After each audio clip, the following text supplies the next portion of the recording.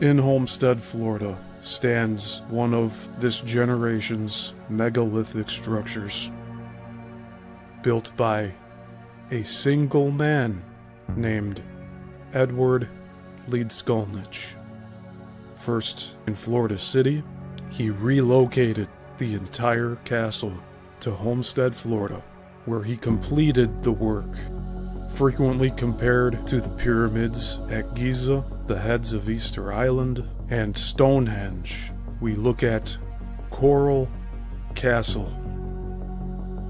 One giant question remains. How did he build this? The only first-hand accounts that we have of other people watching Ed work is only at night, where he has been said to sing to the stones that now make up what he called Rock Gate. Many of these single pieces of rock weigh over 1,000 tons, and the question remains, how did he do this? We explore this question among many other questions about the nature of our reality, hidden technology, mathematics, and the world energy grid. Come along with me on this journey as we look into just how Ed Leedskalnin created Coral Castle.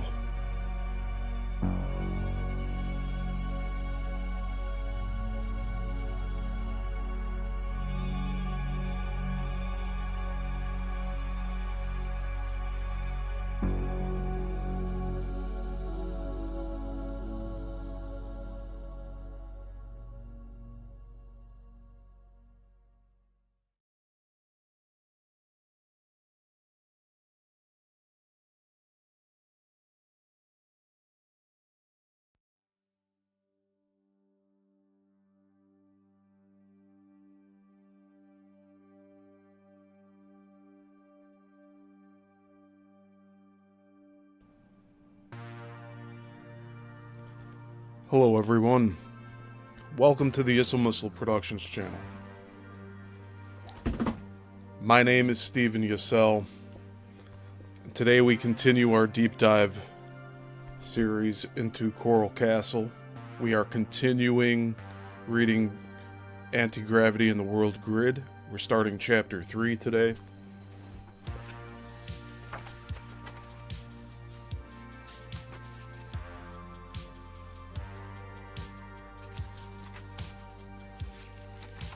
Last week's show should have been 2 shows.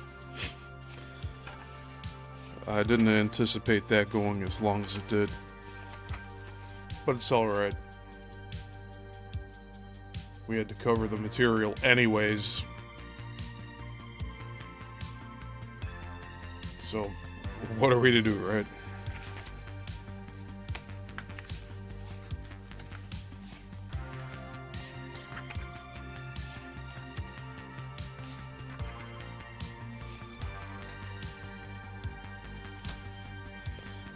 I'm just reviewing this chapter before we start here.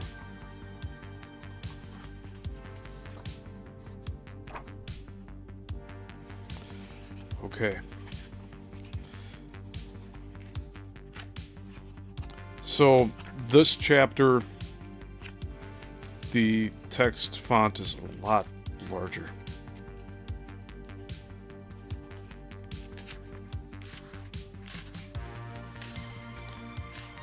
So we will move through this fairly quicker than last time, but this isn't about quickness here.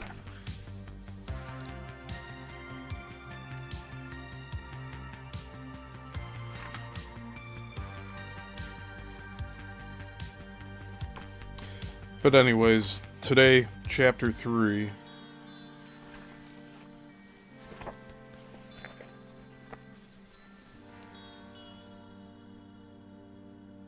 Diamagnetic Gravity Vortexes by Richard LeFors Clark. So, this is a collection of papers. And each chapter is divided into being one of these.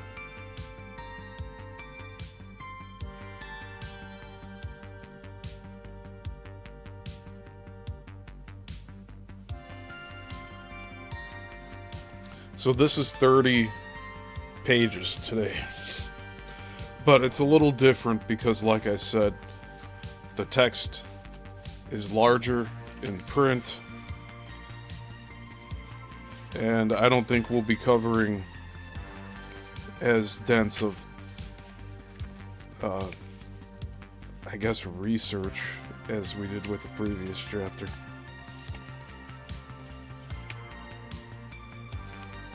But more on the grid today.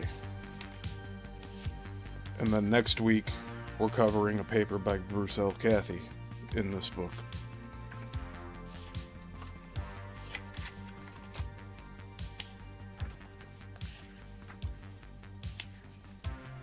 And that'll retread a little bit on what we covered in our previous book here.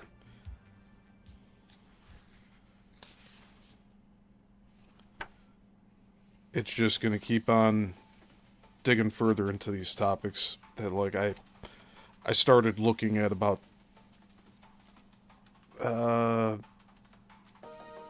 say like 12, 13, maybe 14 years ago.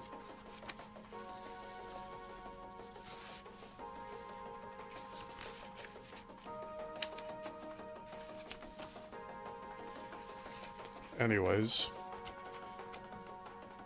let's begin. The Earth Grid, Human Levitation, and Gravity Anomalies. Knowledge of the Earth Grid, or, quote, crystalline Earth, end quote, is very ancient and has been utilized by a number of civilizations. The pyramids and ley lines are on the power transfer lines of the natural Earth gravity grid all over the world. The Earth grid is comprised of the geometrical flow lines of gravity energy in the structure of the Earth itself.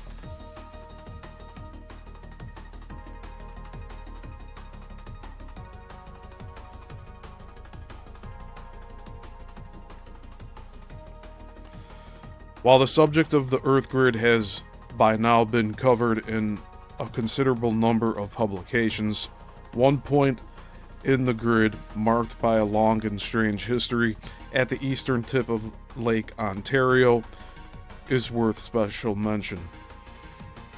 Most interesting here are two individuals living 100 years apart who were both directly affected by this same Earth grid point. These men were Daniel Home, the 19th century psychic, and Wilbert Smith, the 20th century scientist. Daniel Home is the world-famous levitator of the 19th century who lived in this Lake Ontario grid point area. The period from 1820 to 1850 was apparently very active for this grid point, as many of the crowned heads of Europe and many noted scientists and world dignitaries visited Home and verified his feats of levitation. It is speculated that the Lake Ontario region may have acted as a bioelectric triggering device conducive to Home's psychic development. Meanwhile, in the 20th century, because of numerous aircraft crashes in the Lake Ontario Earth grid area, known as the Marysburg Vortex.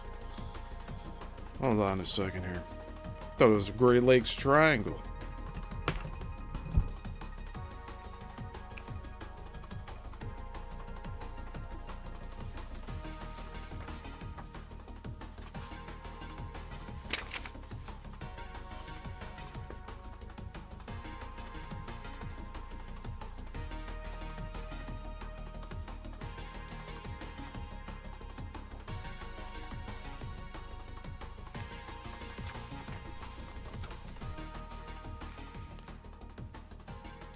By the way, the weather here has been all right. We're about to head into like 30-degree days coming up here on Sunday.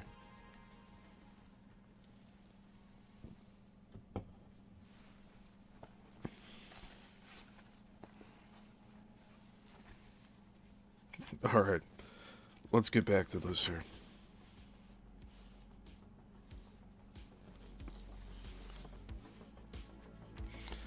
Really quickly, there's a tiny thing on the bottom. I'm just going to read it. About the author, Richard LeFors Clark, PhD, lives in San Diego and is one of the world's best-known alternative energy, anti-gravity, and world grid researchers. His articles have appeared in a large number of journals and newsletters over the years.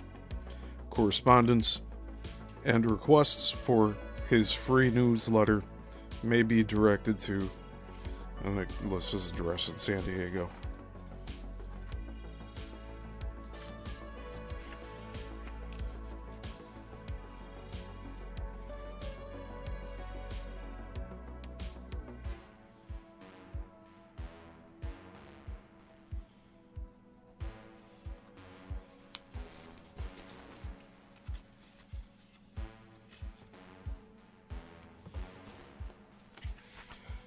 Okay, now back to this. So this is going to, I guess, give alternate names to this phenomenon in the Great Lakes area.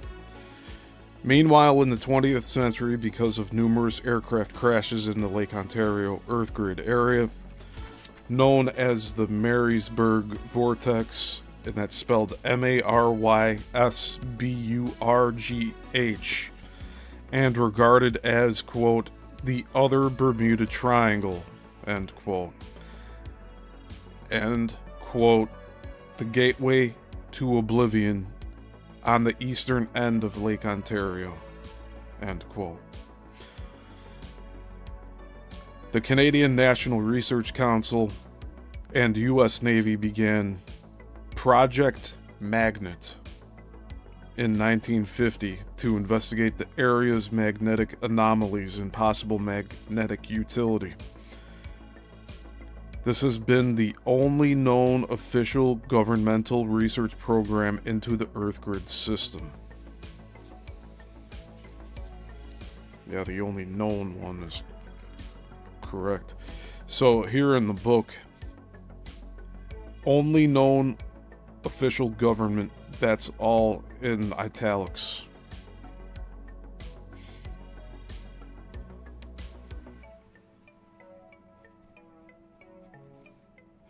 Project Magnet 1950.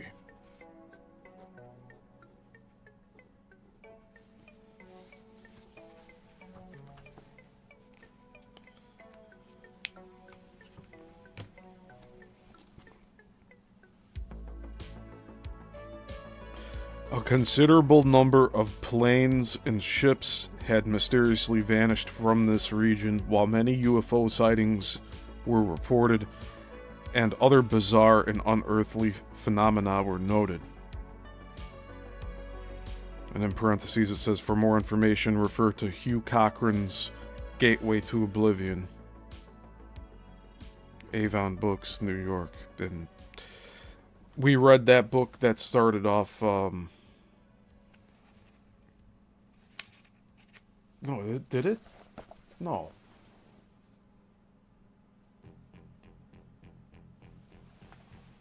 I believe I have Gateway to Oblivion now, though.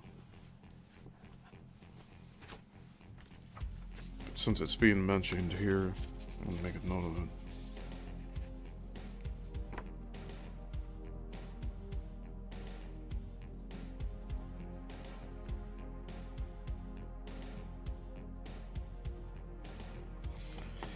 See, I'm getting so far along in this series, I'm gonna have to go back and rewatch some of what I've covered already.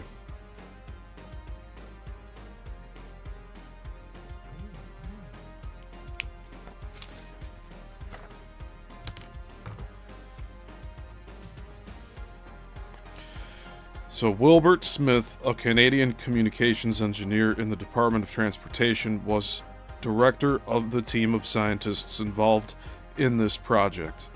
Project Magnet was later officially terminated when the results became too sensitive for the two governments, as the research seemed to touch upon top-secret UFO data. Afterwards, Wilbert Smith designed several inexpensive gravity devices, such as the anti-gravity proximity detector, the magnetic deflection detector, and the EMF collapse collector.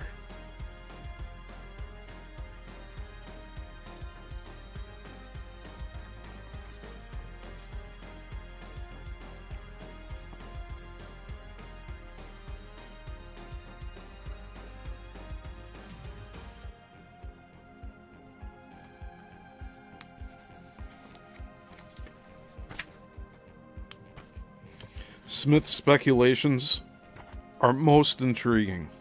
He noted large and sometimes mobile gravity anomalies all over the Lake Ontario area. He noted areas of, quote, reduced binding, end quote, in the atmosphere above the lake. The areas were described as, quote, pillar-like columns, end quote, 1,000 feet across and extending for several thousand feet up into the atmosphere.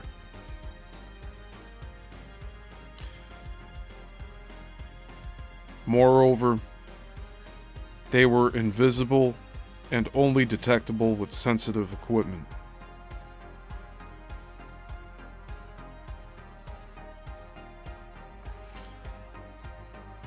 Peculiarities in gravity and magnetism were noted inside these columns, possibly related to a reduction or weakening in the nuclear binding forces holding matter together.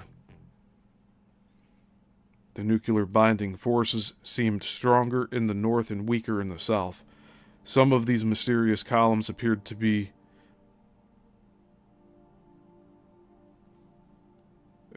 mobile, changing location over time.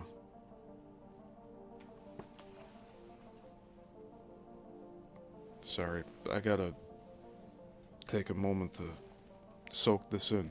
So we have a phenomenon now of smoke-like columns that are invisible for the most part, and that they're not stationary, they move around.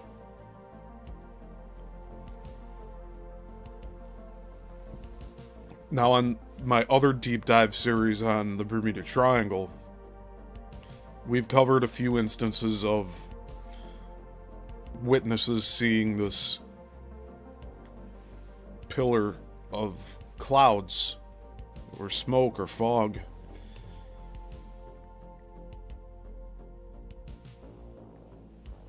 And for the most part, in those cases, I think that was undetectable on their equipment as well. Also, their equipment was going crazy all over the place.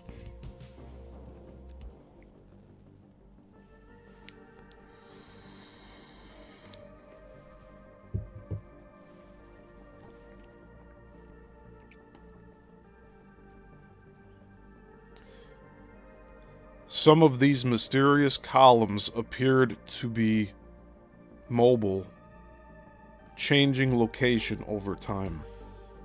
Smith theorized that when the weakened nuclear binding forces encountered matter under stress, such as an airplane in flight, the forces holding matter together ceased to exist, exactly along the lines of maximum stress, and the material disintegrated, resulting in aircraft disasters.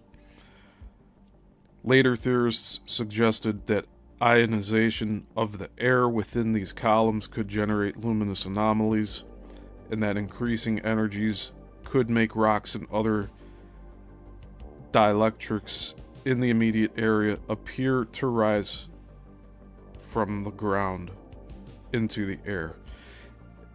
And the word appear is in italics here.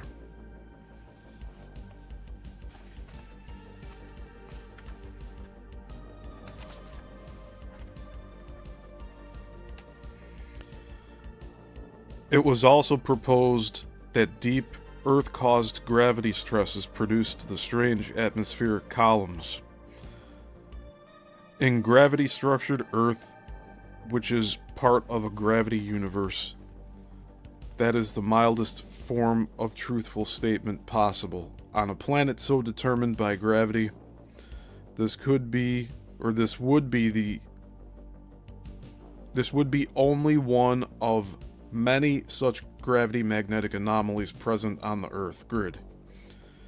And underlying many of the magnetic peculiarities observed around the Earth is the special principle of diamagnetism, the root of anti-gravity.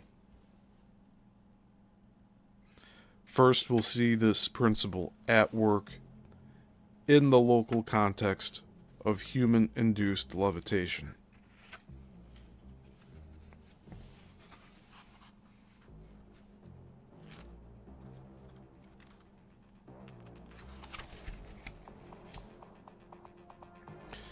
Human diamagnetism gravity antenna levitation. The principle of diamagnetism which underlies human-induced levitation and anti-gravity vortexes on the planet can be demonstrated simply in what I call the human gravity antenna. Diamagnetism, explained below, is essentially a magnetic neutral zone existing between a north and a south magnetic field, which can be exploited for purposes of levitation. As I will indicate below, there are many such, quote, magnetic flow reversal points, end quote, on the Earth marked by grid points.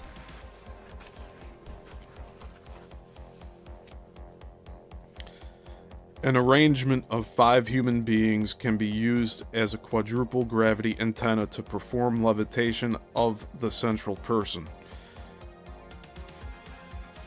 They're talking about lifting somebody up physically with other people's hands. The weight of the central person, the levitee, does not matter, nor is the lack of strength or size of the 4 levitators important. What is important is the form of the quadrupolar positions around the central levitee. It says see diagram 1.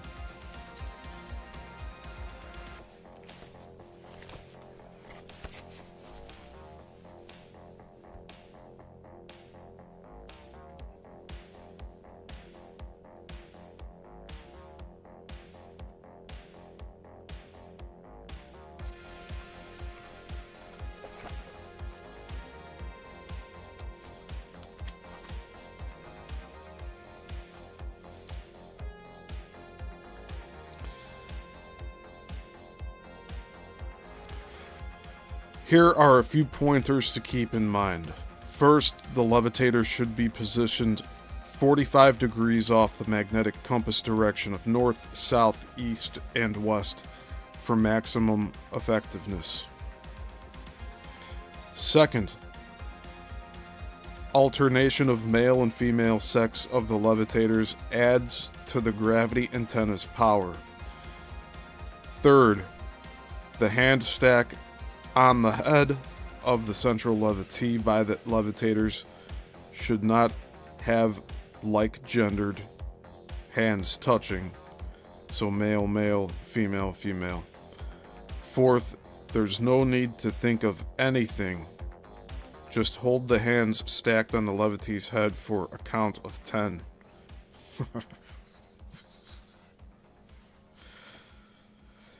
On the 10th count, remove the stacked hands quickly and place 1 finger each on the 4 corners of the chair. The person in charge of counting says, quote, lift, end quote, and up goes the levitee. Now let's examine this phenomenon I like to call, quote, party levitation, end quote, in more specific and practical detail. To do party levitation, you will need 5 people, 1 to be levitated, henceforth to be called levitee, and 4 to do the levitating, henceforth to be called the levitators. The levitee sits in a chair and the 4 levitators stand around him so that they form a square. One levitator should stand to the levitee's left and just behind his shoulder. Another levitator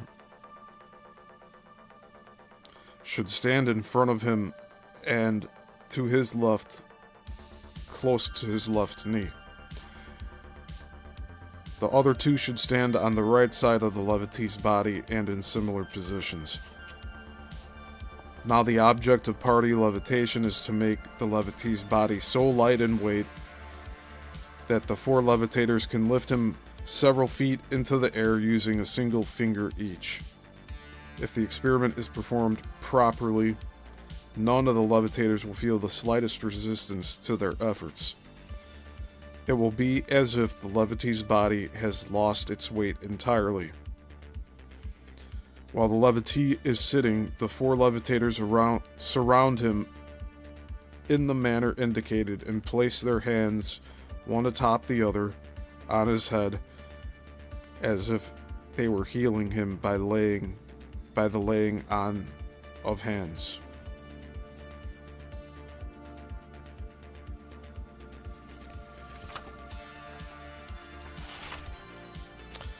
The person who is going to float must sit relaxed in a straight-backed chair with his legs together, his feet on the floor, and his hands in his lap. The other 4 participants now stand, 2 on each side of the seated party, 1 at each shoulder, and 1 at the knee. Instruct all 4 to extend their arms and place their closed fists together, closed except for the 4 fingers, which should be extended and touching each other along their lengths as shown.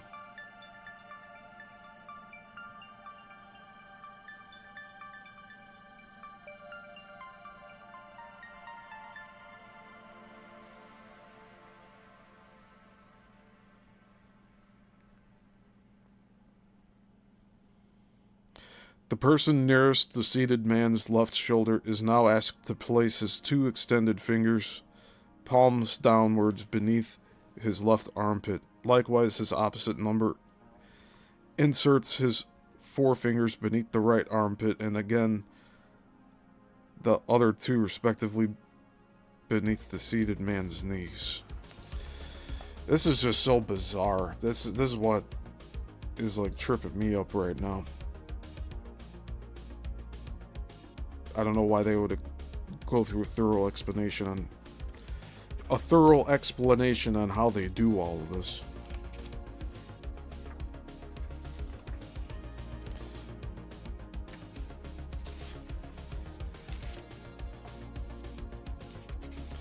But Richard Clark thinks it's important for this paper, so I guess we'll finish reading it here.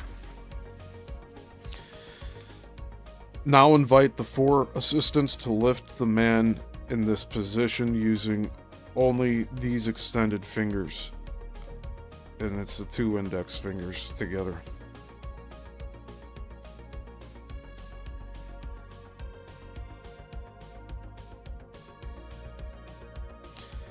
However hard they try, it is impossible.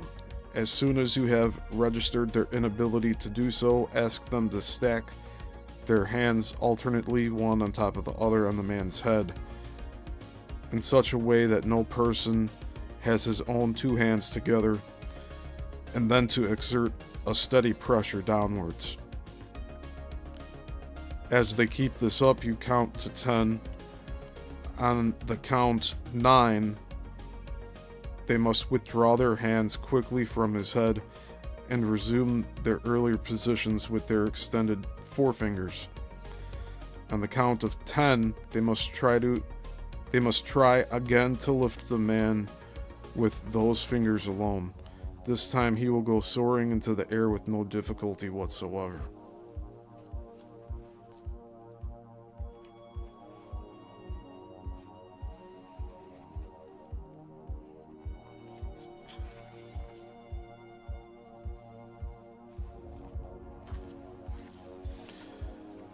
So I'm going to show diagram 2 here. It's titled Human Quadrupolar Gravity Antenna.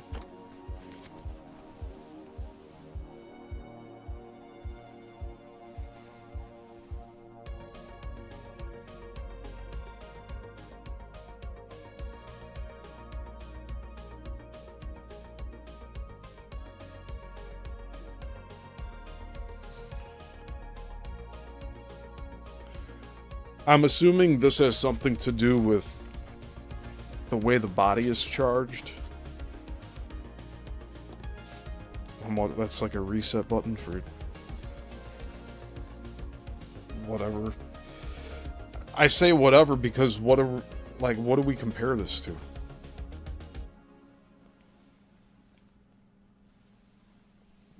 When I find the words for it, I'll say it.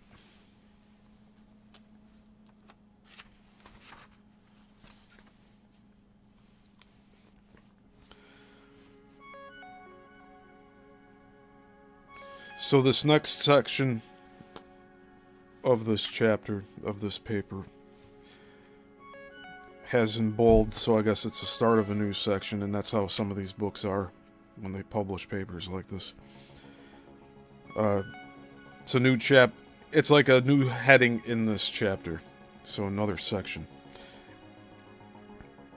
Diamagnetism and levitation. I apologize for my reading today. Diamagnetism and levitation accomplished at Earth grid points.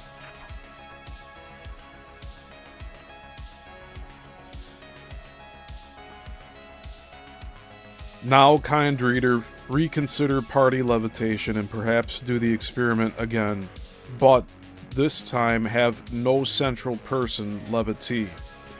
Instead, use the heaviest chair you can find. Just stack the hands, touching on the top of the massive chair back, and lift or levitate the heavy chair. Next, place hundreds of pounds of dead weight heavy books on the chair seat and still levitate it easily with 4 weak children lifting. What is happening here?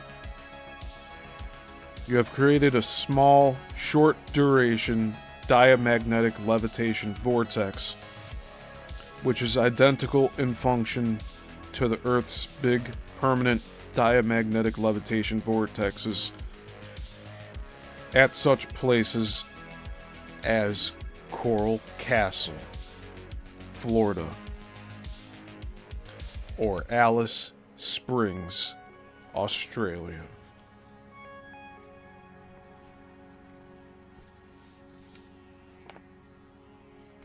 There you go. And that was on page 58 that this came up.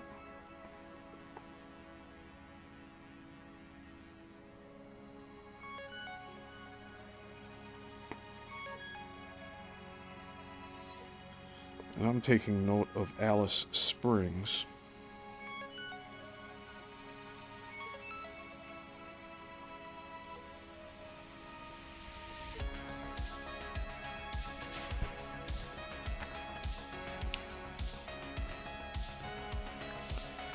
Now reconsider the diagram of the 4 persons levitating the massive chair.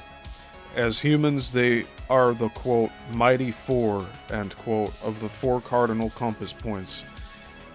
Each one of the 4 is an energy lobe around the central object to be levitated. If I call any one of them north, you can call the others turning counterclockwise, west, south, and east. And it says see diagram 2. So that's why I was labeling the compass points there.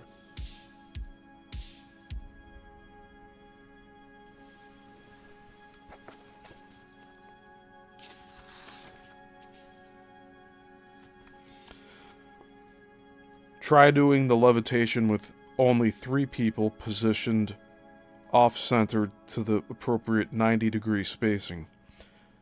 We know that both the exact number and pattern of the human levitator element, but not their exact size or physical strength, are critical to the levitation.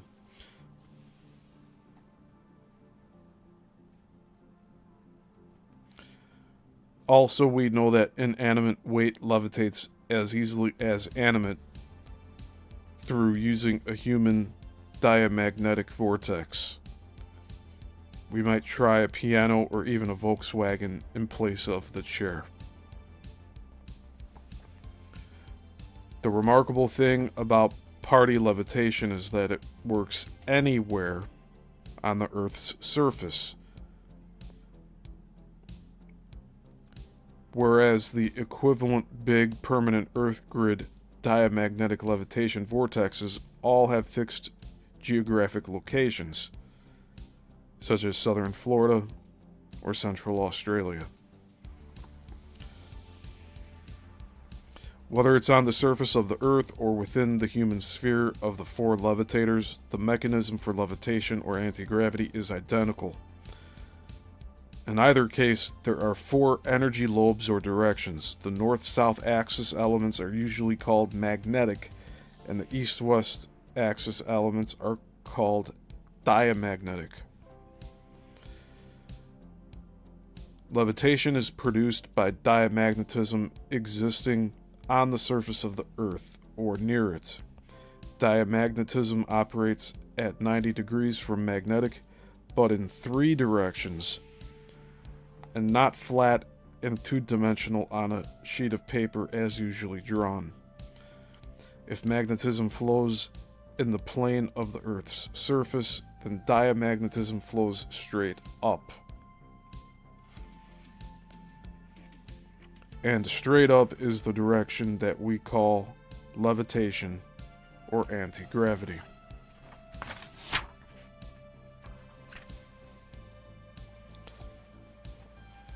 So here on page 59, we have a photograph. It says, "Sculpture symbolic of the moon and planets constructed by Edward Leedskalnin at Coral Castle, Florida. With elementary tools and equipment, this Latvian immigrant created artifacts whose construction defies, quote, logical, end quote, explanation."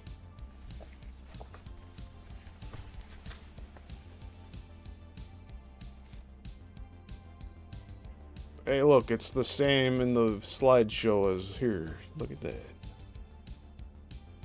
Just different angles. So I guess there were a lot more trees around Coral Castle back in the day. Now there's like barely anything. There's some vegetation growth in there, but it's barely there.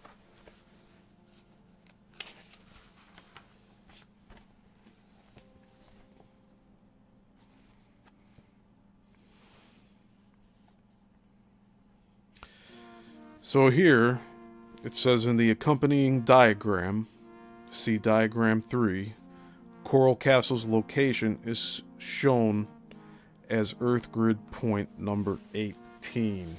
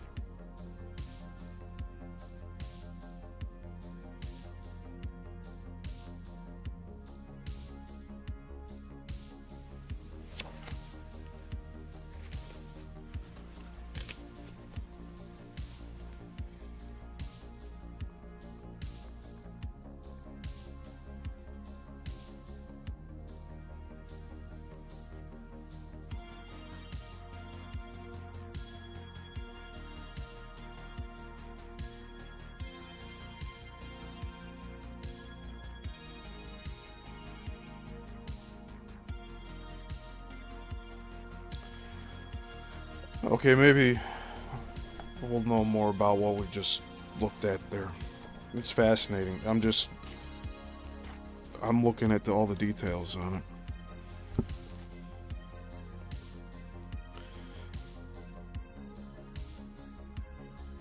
The west lobe is what pulled Florida down and opened the Keys area up.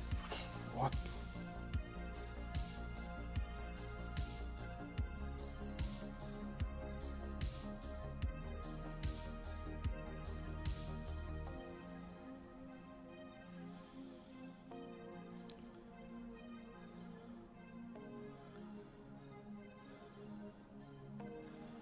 There's not much to reference to go by on this map to show exactly what that's showing. The west lobe is what pulled Florida down and opened the Keys area up. The east lobe is the Bermuda Triangle. Coral Castle will be referred to throughout this chapter, so a few words here of introduction to this impressive project are necessary. Coral Castle is a marvelous demonstration in stone and coral of many hidden principles of magnetics, designed and built in southern Florida by the, quote, amateur, end quote, scientist Ed Leedskalnin in the 1930s and 1940s. This coral-based temple/residence includes stone furniture, a moon pond, a North Star telescope, a precise sundial, and other features of exact astronomical alignment. Look at the larger map of the Earth grid. See diagram 4. We'll see it in a moment. And see the diamagnetic east to west lobes of the Earth grid point number 18 in southern Florida. Okay.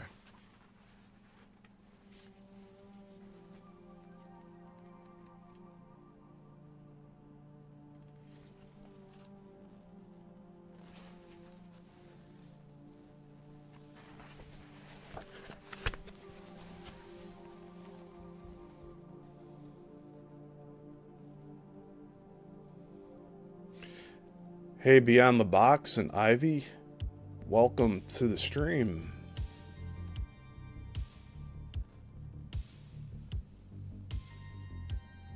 So we're talking about grid point 18 over here.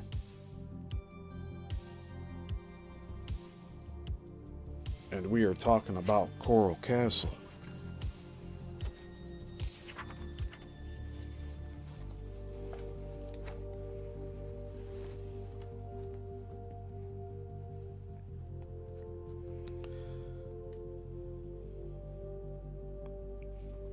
The tip of the Yucatan and the Mexico/Texas coastline clearly show the west diamagnetic lobe shape of the Earth grid point 18.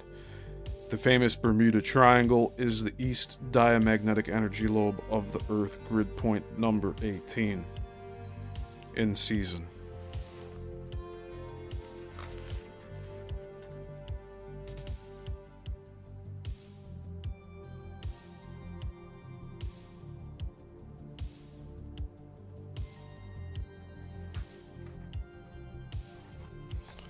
Okay, I think I understand what they're saying here.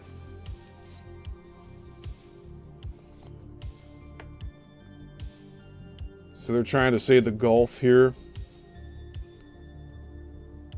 is the way it is because of the magnetic field there. That's why it's all blown out. You see, they don't include that much of Texas here outlined. It's just continental. But that coastline, I don't know about that.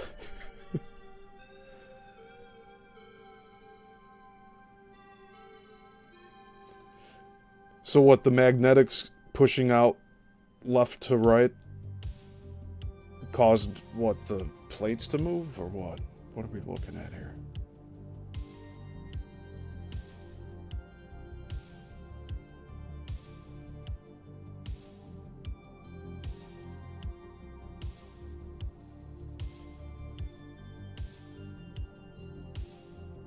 Plate C.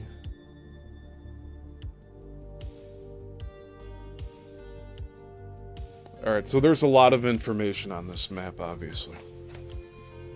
Well, let's keep reading here.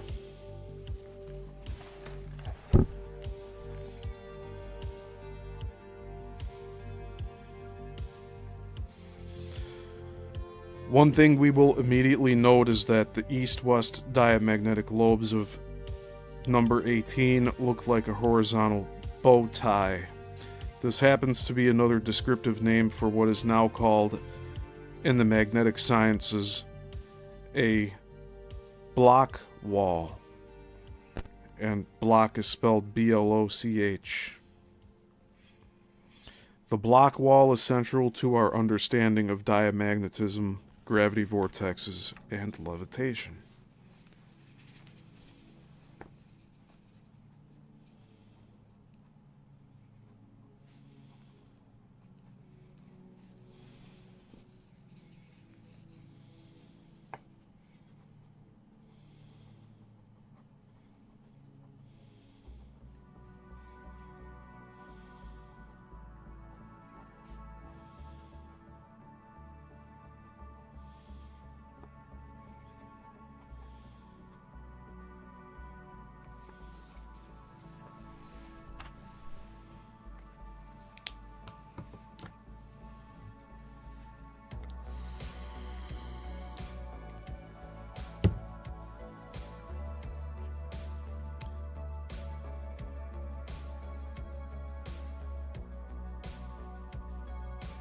Okay.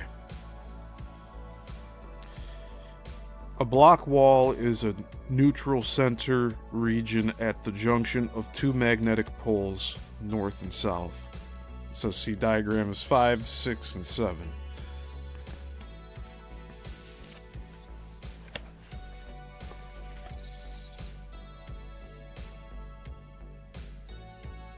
Block wall as neutral zone in Earth's dipolar magnetic field.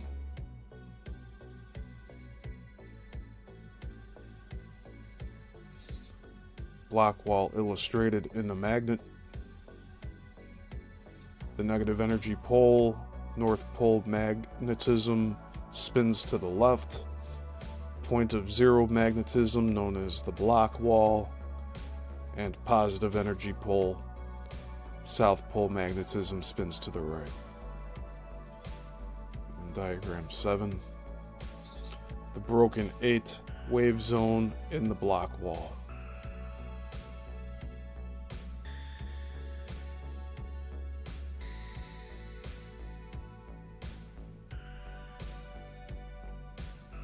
Okay.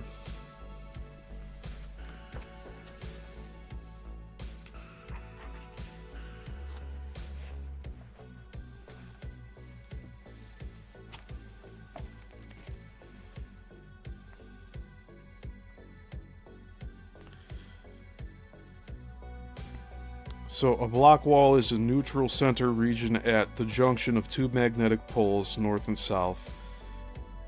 It is thereby a, quote, magnetic flow reversal point, end quote, and is also known as a, quote, diamagnetic vortex point, end quote.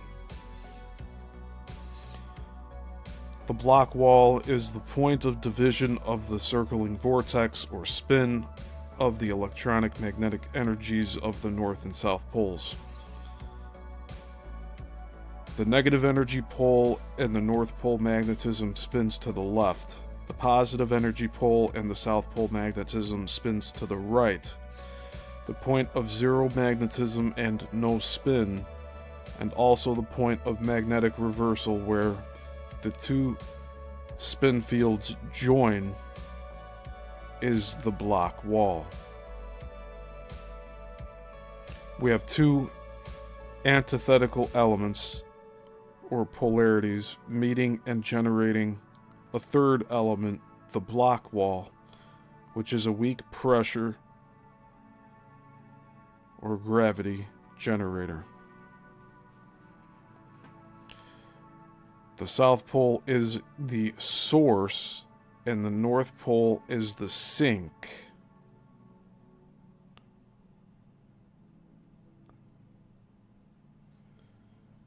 The individual pole energy rotations are 3 component vectors, and the conjunction or block wall is a tensor.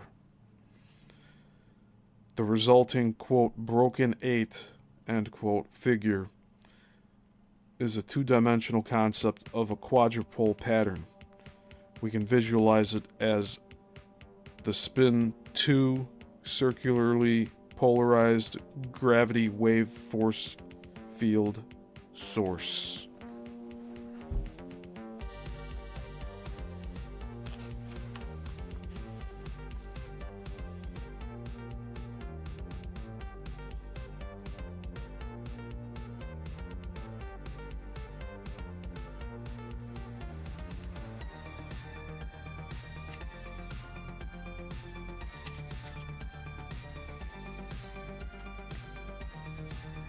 I'm going to make a note of this book titled Earth Magic.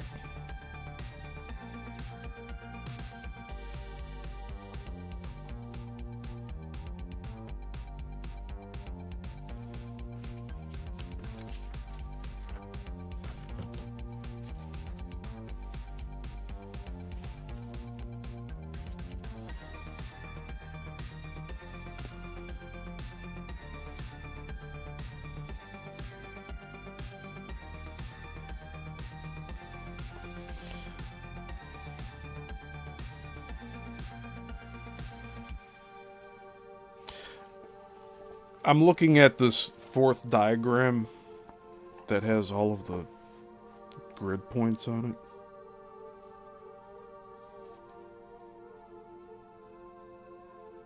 Just give me a moment here.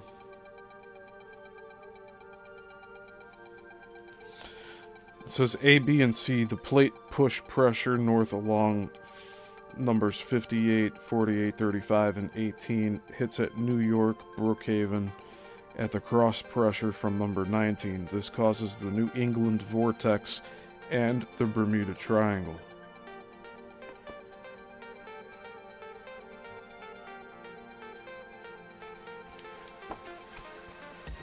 So let me see if I could explain that.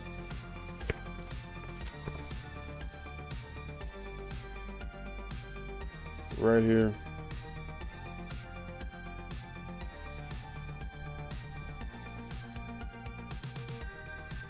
Nineteen's right in the middle of the ocean there, on the plate. So you have 18 and 19, 18 being the Bermuda Triangle.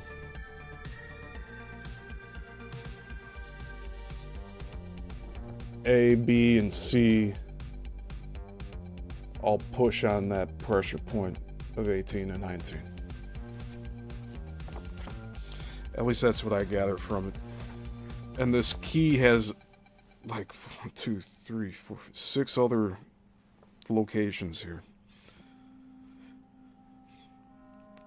A, B, C, and D, the plate push pressure centers on the California fault line at San Diego and causes the southwest vortex. The next one is in Australia. The one after that's China, then Sinai, Las Vegas, Nevada, and Phoenix, Arizona, and Amchita Island.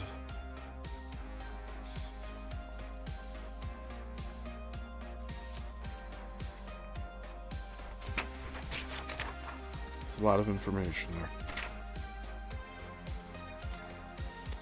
Alright, let's continue on here.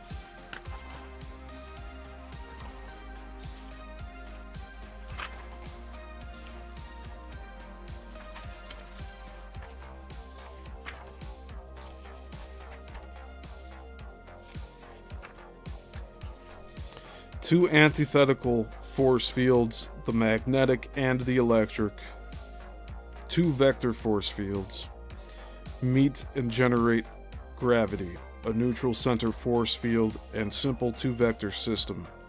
or tensor. We can state this slightly differently by saying the conjunction of the two dipolar generated force field vectors, magnetic and electric, generates a quadrupole force field, or gravity. Gravity as a quadrupole source radiates in a circular 360 degrees polarization pattern, taking 2 cycles. Thus, a quote spin 2 end quote characteristic exists for gravity, and therefore gravity waves have twice the spin of electromagnetic waves.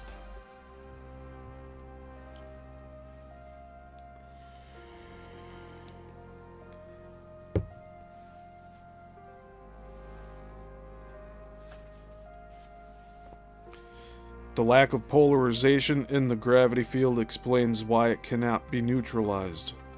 As a neutral center force element, gravity cannot have polarities by definition, but it is still just as basic a generated force as the polarized forces of the magnet or the electric fields. The electric field, as well as the magnetic field, has a neutral center effect that is also a gravity wave field source. The two polarized main antithetical force fields, magnetic and electric, are triadic in themselves, as polarization by definition requires, and thus they are both gravity field sources. There's a lot of information to take in.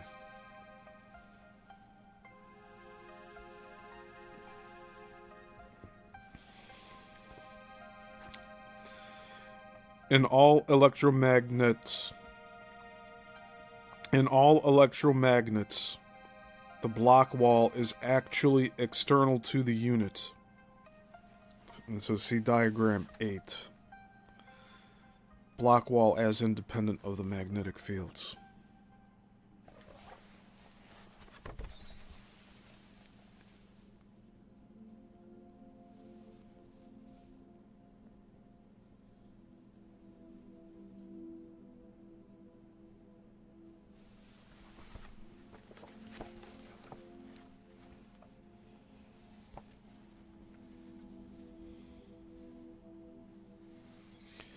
The block wall, the neutral center gravity wave source, is now in the gap between the magnet faces.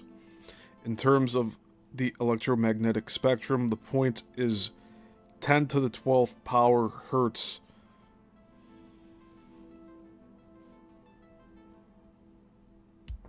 is marked as gravity.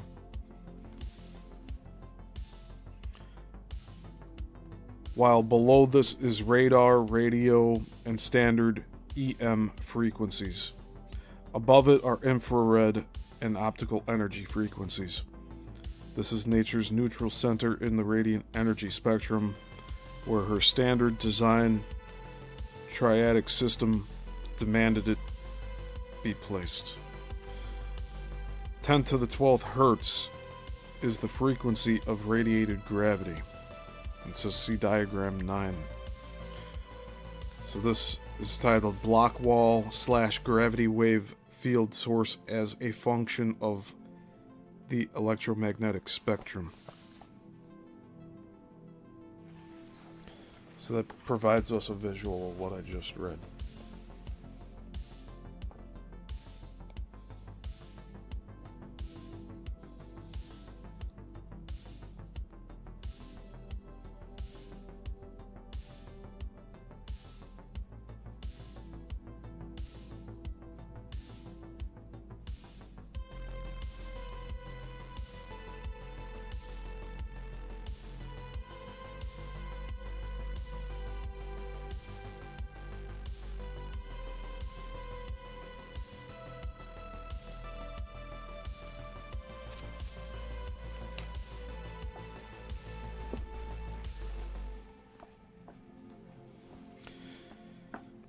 In terms of the Earth grid, where the block wall of gravity wave field source exists, certain physically anomalous events can take place, such as spontaneous levitation. The Earth's diamagnetic flow field hits a reversal block wall area from south to north at these special anomaly points like southern Florida or central Australia. The equator line is merely a myth for geographers and fools. The magnetic reversal areas of south to north magnetism flow are near the tropics of Capricorn and Cancer. And these, quote, spaced out, end quote, anomalies seem to alternate positions around the globe. The best calculation I've arrived at indicates that there are within the Earth grid a total of 20 magnetic reversal points, with 10 nearly on the Tropic of Capricorn and 10 magnetic reversal points nearly on the Tropic of Cancer. The two sets of 10 points are offset almost equally from each other going around the globe. The north set is roughly midway between the southern set. It says see diagram 10. So the Earth's 20 magnetic reversal areas.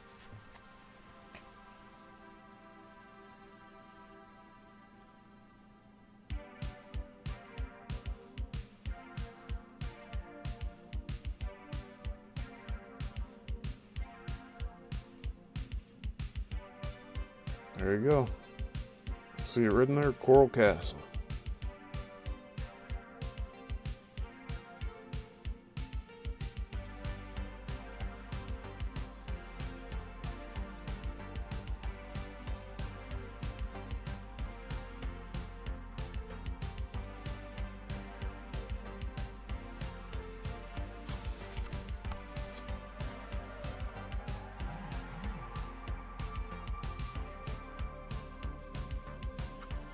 So the filled in black circles on there says areas of intense anomalies, and then also specific anomalies.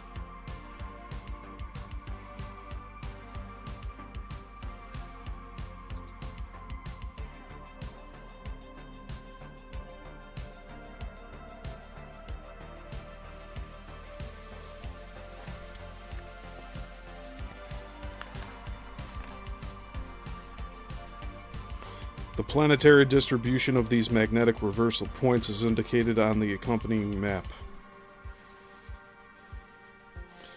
On the large Earth grid map of the northern magnetic reversal points are near numbers 16, 17, 18, 19, and 20, 1, 12, 13, 14, and 15 from left to right near the Tropic of Capricorn. The southern magnetic reversal points are near the Tropic of Cancer, near Earth grid number 46, 47, 48, 49, 50, 41, 42, 43, 44, and 45. The grid map has to be shifted leftward in the south to space it more nearly correct. The north is closer to true.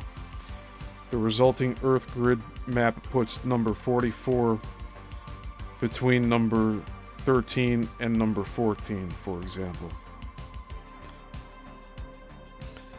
This is the real magnetic flow reversal pattern on the Earth, such that above number 44 is the northern magnetic flow reversal point, or block wall. This has a beautiful bow tie of diamagnetic energy flows that can be clearly seen as the east and west coastlines of Australia.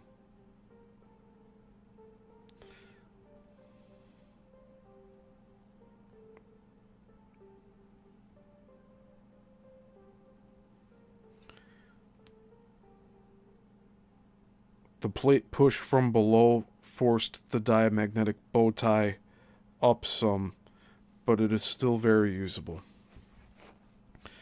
Why haven't we known about the existence of these 20 magnetic gravity anomaly points on the Earth grid before? A compass points north-south anywhere, and so hiding facts and using the myth of the equator's magnetic polarity was expedient for our cunning, quote, masters, end quote. The, quote, power elite, end quote, who control this planet. Oh, and look at this. We have some super chats going on here. Hey, Zenray.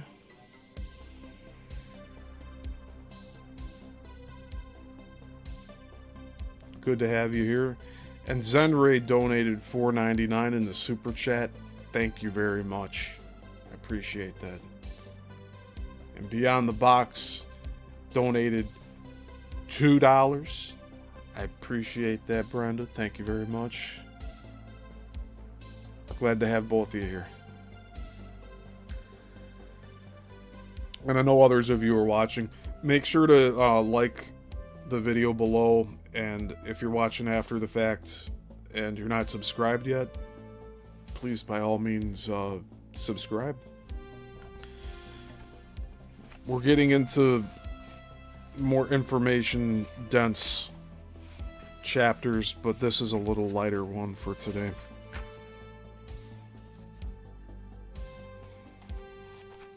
Yeah, we don't have too much more to go. I mean, we still have a little ways to go, but we're more than halfway through here.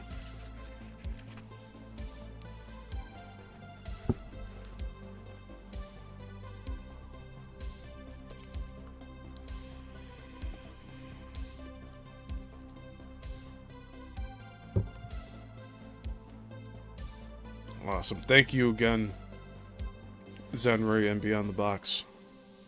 I appreciate you guys.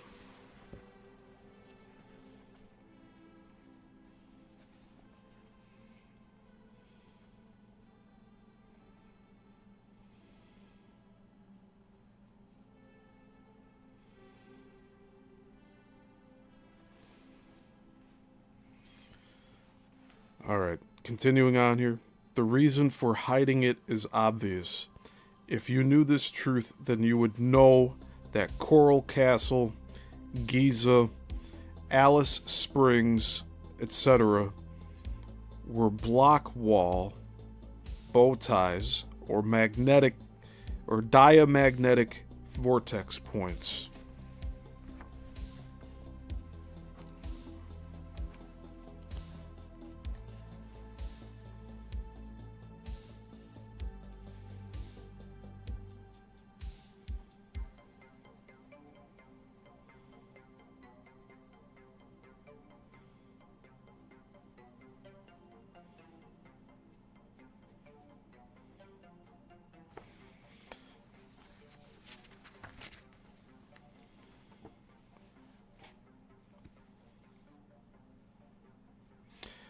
Extraordinary things can be done at these diamagnetic bow tie reversal points, such as levitating extremely heavy objects, and in parentheses, building Coral Castle and the Great Pyramid of Giza, end parentheses,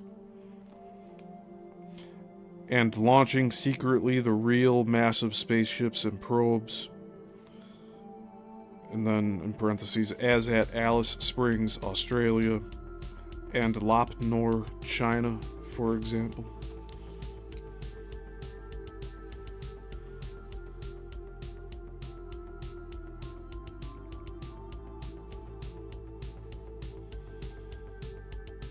I'm going to have to look into Lop Nor, China.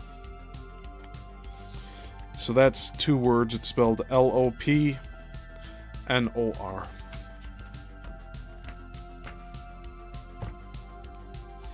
Official knowledge of the considerable utility of many magnetic gravity anomaly points on the grid has taken obvious precedence over any concerns for public safety. If the officials warned the fools in planes and boats to stay out of the Bermuda Triangle at certain times, then ordinary citizens would know too much of their secret knowledge. If you are in the wrong place on the wrong day in the Bermuda Triangle, you will be a permanent piece of space junk, some 20,000 to 75,000 miles out in space.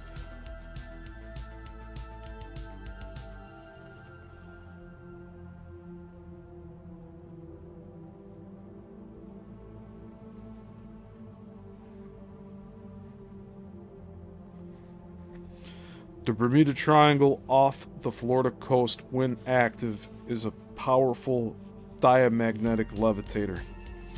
Usually the Earth contains the energy flow, but with extra stress from the sun, moon, and temperature factors, it ruptures upward and levitates anything over the quote below end quote points.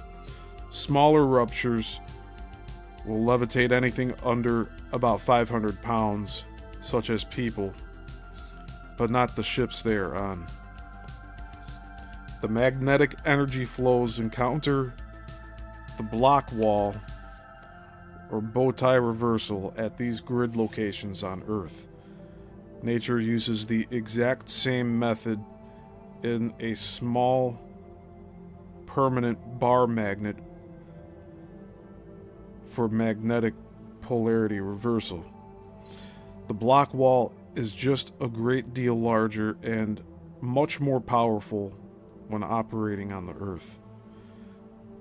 Didn't anyone ever wonder why there were no block wall effects on the mythical equator?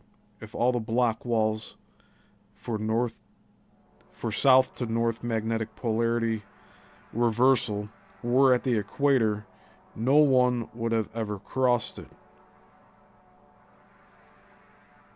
That's a good point. That is why nature designed the crisscross mesh reversal system for polarity reversal. And that is why there are Earth grid points where the unusual diamagnetic systems exist.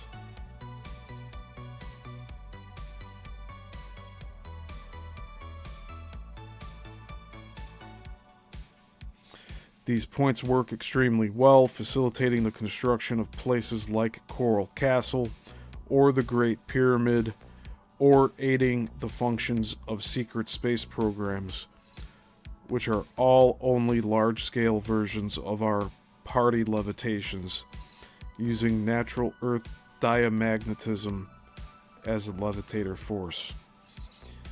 The principles of diamagnetism clearly explain the reasons behind the exact location of secret or publicly known exploitations of magnetic gravity anomalies on the Earth grid. The quote "not" end quote top, or the north, on the bow tie magnetic reversal on a simple bar magnet reversal is the prime location to stage a major gravity-defying feat such as Coral Castle, the Great Pyramid, or an Alice Springs / Lop Nor space program. In parentheses, the Lop Nor Desert is where the Chinese space program and nuclear testing is centered. End parentheses. The center area of the block wall, the bow tie's knot, is the steadiest and strongest magnetic north point, which is where Leedskalnin put Coral Castle. The Egyptians put the pyramids. Somebody put the Easter Island statues. And where the government elites put the Alice Springs / Lop Nor sites. The inventions and researches of the insightful Austrian scientist slash naturalist Victor Schauberger demonstrate the principles of diamagnetism on a small scale of polarity reversals operating in a simple bar magnet. His levitations are diamagnetic systems using water flows.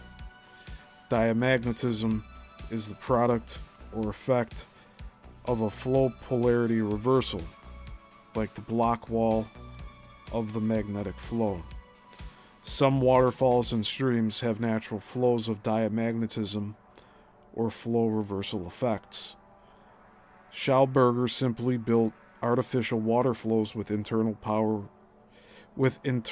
powerful reversals in flow energy. These are simply a tubed version of a block wall system.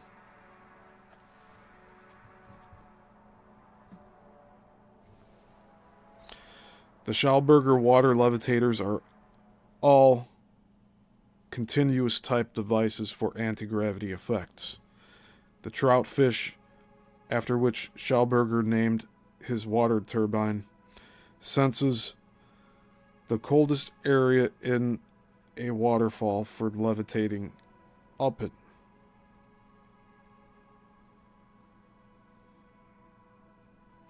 The waterfall's central spiraling cold flow is an anti-gravity effect area where the energy is driven out or reversed to directionalized momentum as a natural anti-gravity system.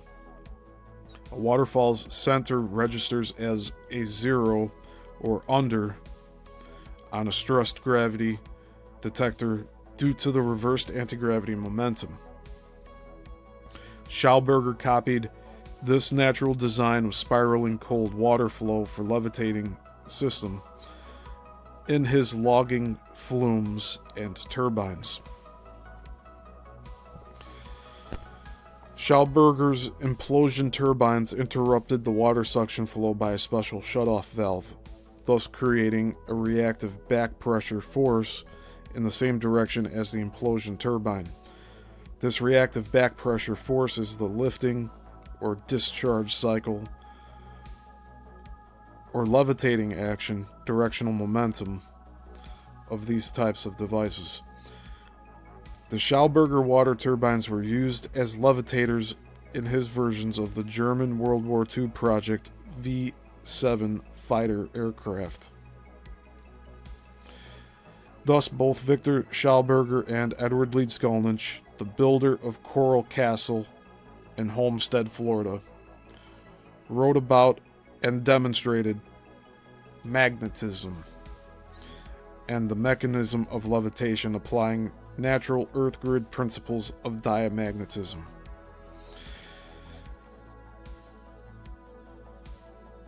And in parentheses, there's editor's note referring to Living Water, Victor Schauberger and the Secrets of Natural Energy by Olaf Alexanderson, Turnstone Press Limited,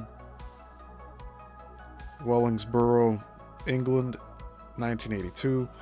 Also, Magnetic Current by Edward Leedskalnin, Homestead, Florida, 1946, and we read that one. I'm running out of room on here. So I'm trying to keep like a short list. It's still going to be pretty long here.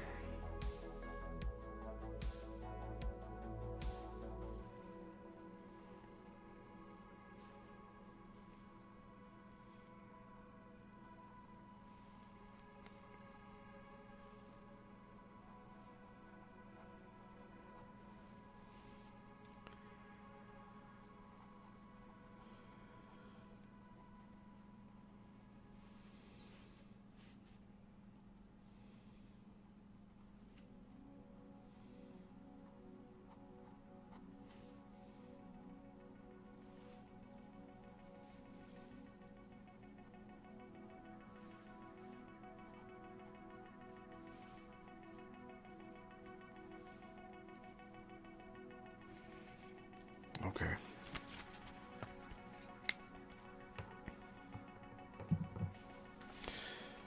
Leedskalnin had two secrets. First, he knew where, in terms of the Earth grid, to build Coral Castle. Second, he knew how to do party levitation all alone. Try to figure that one out, the book says here. It's what we've been saying. It's what we've been saying here. He used levitation, but I guess it wasn't strictly sound levitation. He was humming, so maybe he was using a little bit of everything here. Like there's a lot of tools being used in this equation.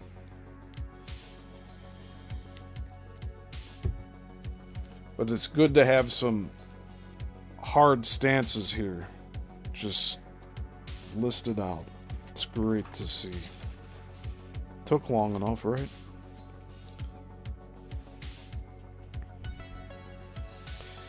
Leedskalnin could levitate huge pieces of coral by using the center of mass for the needed slight uplift launching pressure. In party levitation, the four outside levitators are lifting the center of mass from the outside edges. If three of the four levitators were to step back at the end of the count of 10 hand stack or charge cycle, and the one remaining levitator would then quickly bend down and reach under the chair to the center of mass and use only 2 fingers to push upward, then the center man in the chair will levitate. Leedskalnin used a stick or board to push upward at the exact center of mass of his coral slabs to levitate them. You see how long it took for us to get to this point?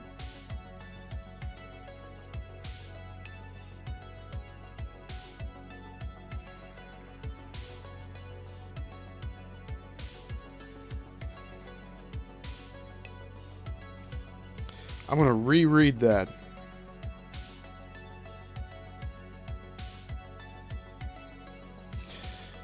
Leedskalnin could levitate huge pieces of coral by using the center of mass for the needed slight uplift launching pressure. In party levitation, the 4 outside levitators are lifting the center of mass from the outside edges. If 3 of the 4 levitators were to step back at the end of the count of 10 hand stack or charge cycle, and the one remaining levitator would then quickly bend down and reach under the chair to the center of mass and use only 2 fingers to push upward, then the center man in the chair will levitate. Leedskalnin used a stick or board to push upward at the exact center of mass of his coral slabs to levitate them. 2 of the humans, 180 degrees apart, in the party levitation scenario are, quote, seen, end quote, by nature as diamagnetism sources. The 4 people are a small temporary Earth grid point as far as nature is concerned. Thus, the block wall reversal effect, or diamagnetism, is created, and thus levitation of the central area object results. Schauberger put the mechanism in water tubes, and Leedskalnin played alone with his massive stones. But in either case, it is exactly the same process of diamagnetic levitation. We must remember Leedskalnin was working on a diamagnetic Earth grid point, so all mass objects in that area are always, quote, charged, end quote, and easily lifted at their center of mass by slight upward pushing pressure. Incidentally, due to the shifts in the north and south magnetic poles, grid point number 18 is now inside Homestead Air Force Base, which is not too far away. Thus, Coral Castle could no longer be built where it is now located.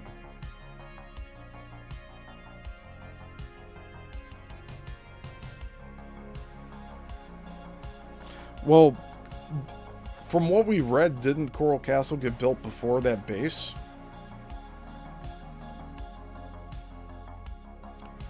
So really, Ed could have built it wherever he wanted to. He built it exactly where he needed it.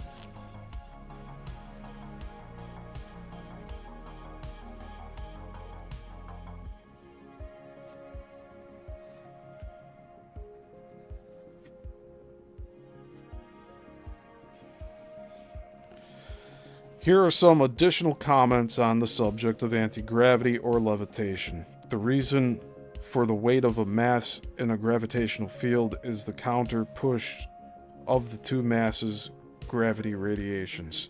As humans, we push more powerfully on the Earth via our stress body than the Earth pushes on us. The total of the two pushes of gravity is so-called weight. If we lose gravity or the stress push by radiating it, as in the party levitation central element, levity, we push less. As our push or gravity decreases, the Earth's push effectiveness on us increases.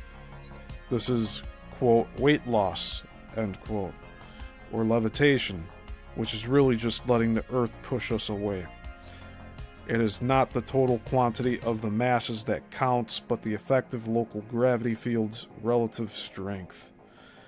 For example, in the fire hose, there is a decrease in the gravity or push of the water. Thus, the Earth pushes the water away, or in other words, the quote, weight loss, end quote, carries further. The circular or quadrupolar pattern of the whirling fire hose nozzle radiates or relieves some of the water's gravity or stress.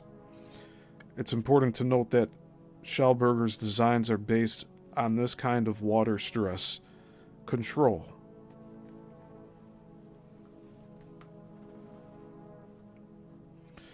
Levitation or weight loss control is generally stress lowering via radiation. Using gravity's natural characteristics, it works on either organic or inorganic mass, as gravity is the same for both. Think of it as the resultant pushes of two radiating sources taken locally. And in parentheses, these are near field design problems. On parentheses. Humans are locally a more powerful source of gravity than the Earth because we push down on it. But as we lose gravity or stress push power, the Earth pushes us away. Here are two final observations in this regard. The forms of self-levitation or single operator-induced human levitation appear to be hypnotic, trance state shutdowns of the human body's gravity or stress generation. Inorganic object levitation, if it is possible, is the shutdown of the gravity or stress generation of the object itself. Theoretically, this object levitation is possible, in parentheses, as suggested by Coral Castle, pyramids, etc. End parentheses.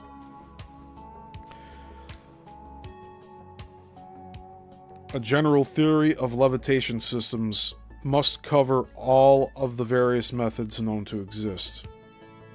This means there is a common factor among the diverse approaches of Earth grid, party levitation, Dean drives, Hooper/over-unity electrical generators, and Schallberger's devices.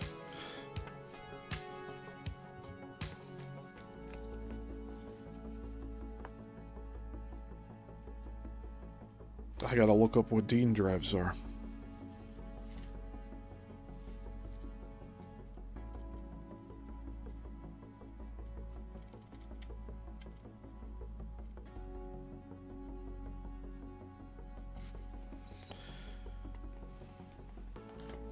The common factor is the zero spin energy transfer, or the flowing of the non-spin energy.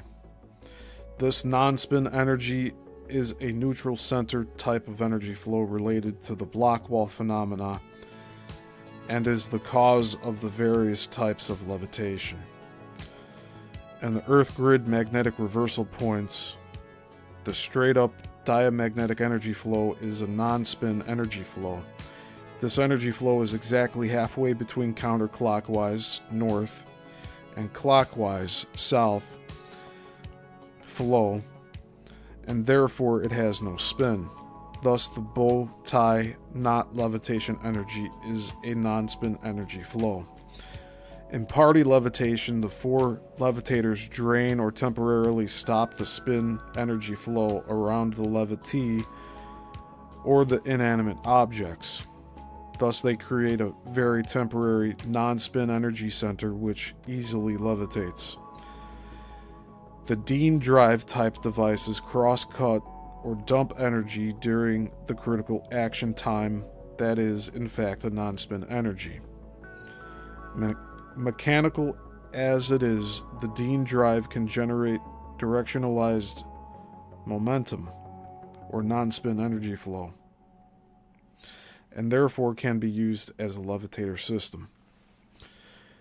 The electromagnetic collapsing field reversals of Hooper or over unity generators generate a non-spin energy flow for short periods during each cycle of operation. Any energetic flow reversal generates some non-spin energy flow. Therefore, electric coils reversals generate some non-spin energy flow and can be used as levitator devices. Schauberger energetic water flow systems are reversed by valving, identical to the electrical coil systems. Therefore, the Schauberger turbines generate some non-spin energy flow and can be used as levitators. In a universe of basically spinning energy and particle systems, this non-spin energy has very powerful effects. The non-spin energy is the neutral center force field belonging to neither side of a generally polarized universe. As such, it is reacted with and repelled very strongly by all energy and particle systems. By the generation of non-spin energy flows and the directional vectoring of these flows, we can design most powerful levitating devices. If nature follows rules, which she does, then all we need to do is understand her methods, then apply them. Since diamagnetism is a reaction vector at the reversal point of an energetic flow system, all levitation methods must be similar in nature. Okay.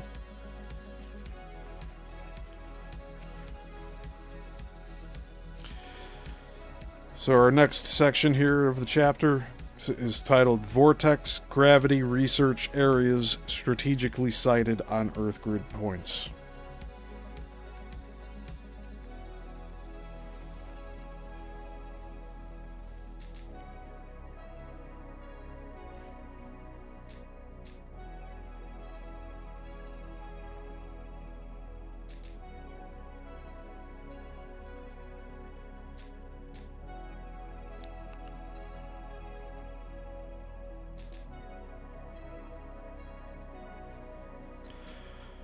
A most interesting pattern of vortex gravity research exists in the United States and Canada.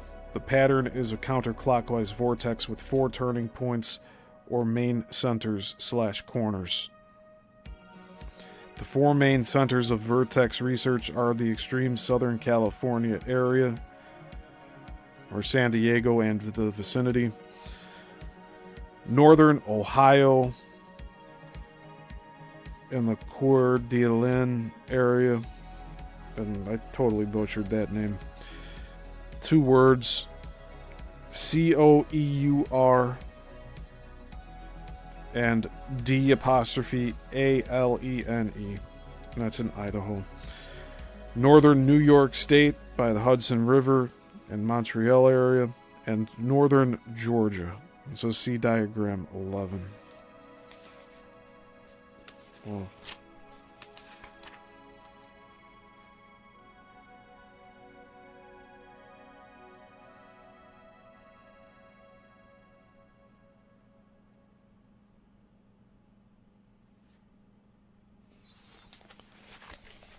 I'll show it again.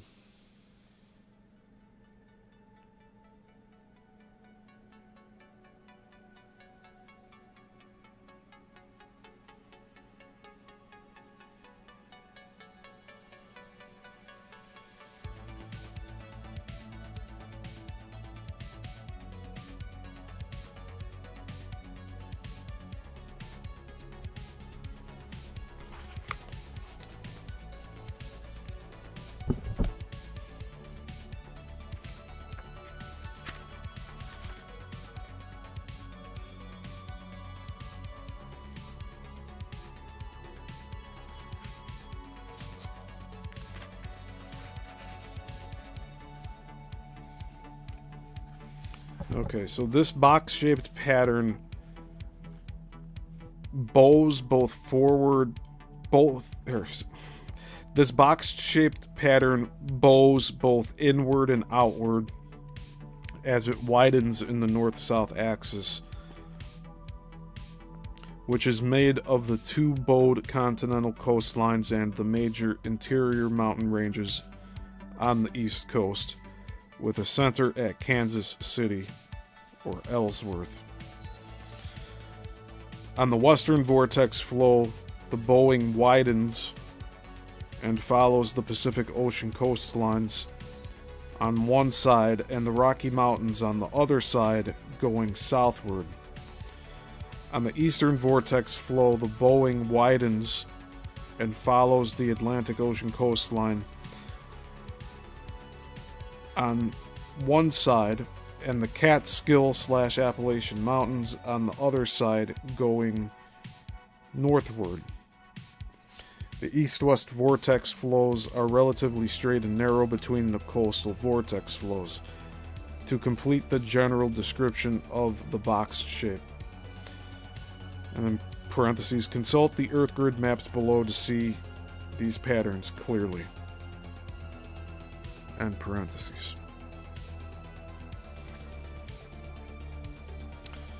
So just really quickly, I'll show that diagram number 12. Worldwide gravity vortex research areas plotted on the world grid. And it's basically chopping up parts of the US and fitting it into Australia on the bottom. I don't know.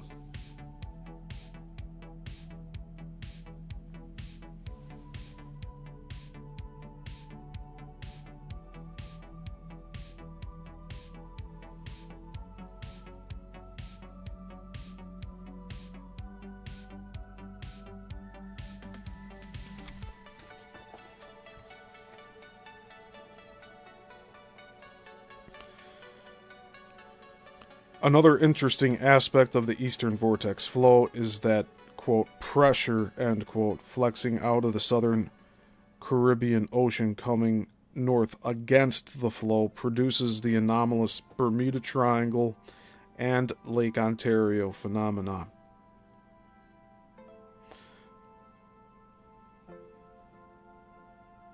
Once this Earth grid energy vortex flow gets pushed over or across or into water, massive, spontaneous levitation phenomena will occur.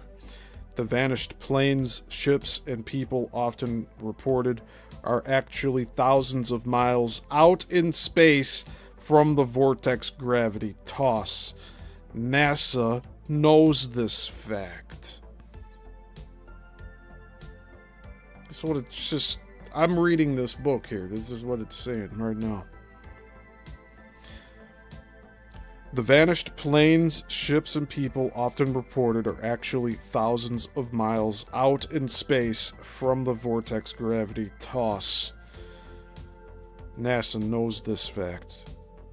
Schauberger's water vortex gravity levitators are based on the same effect, though on a small scale, as the Bermuda Triangle / Lake Ontario phenomena. The old Eldridge, or the Philadelphia experiment, data recounts side effects of the vortex gravity phenomenon. The Bermuda Triangle is a slanted out push of the north-south gravity bucking flows, and Lake Ontario is a focused slanted in push of the north-south gravity bucking flows. This is because the Atlantic coastline's land shape acts as an optical lens system to these bucking gravity flows. The location of these special vortex gravity regions makes them most appropriate sites for specialized research. So see diagram 12. So we just looked at that. Government vortex gravity research would have to be at Brookhaven, Long Island, and Los Alamos, New Mexico, under the disguise and security of supposed atomic research. Brookhaven is the best location due to the landfall pinch on the Hudson River flow. International governmental vortex gravity research would have to be at Alice Springs / Pine Gap in Central Australia because of the Earth grid requirements, and again under the disguise of atomic research.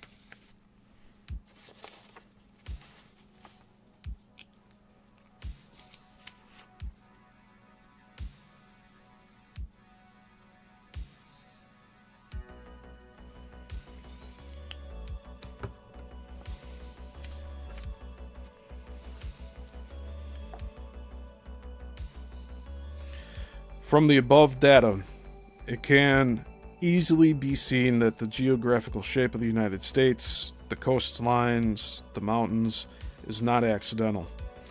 Kansas City, or Ellsworth, is a midway point, and Las Vegas is directly centered as numbers 16, 17, and 18. Moreover, the pressure sources from South America flowing northward to buck the natural Earth grid flows in the same North America vortex also help produce the Bermuda Triangle and Lake Ontario phenomena. Note the accompanying maps. Australia's map shows why Alice Springs is used for gravity research. Note how the McDonnell Mountains turn 90 degrees to run east-west against the pressure flow above Alice Springs.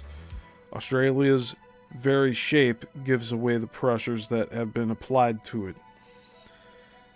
The bowing pressure from the Arctic Sea or the Arctic area is obvious in the shape of the Aleutian Islands, but Amchita Island, right on grid map point number 6, is best for gravity research. It has plate push pressure on either side of it as well.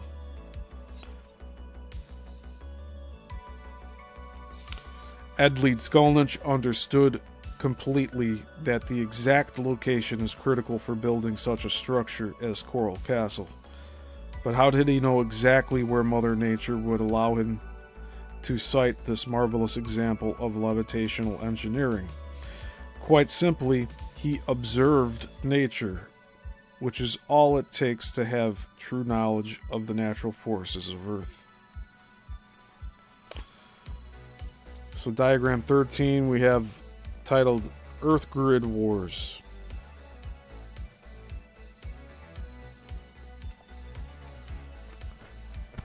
So let's just take a brief look at this.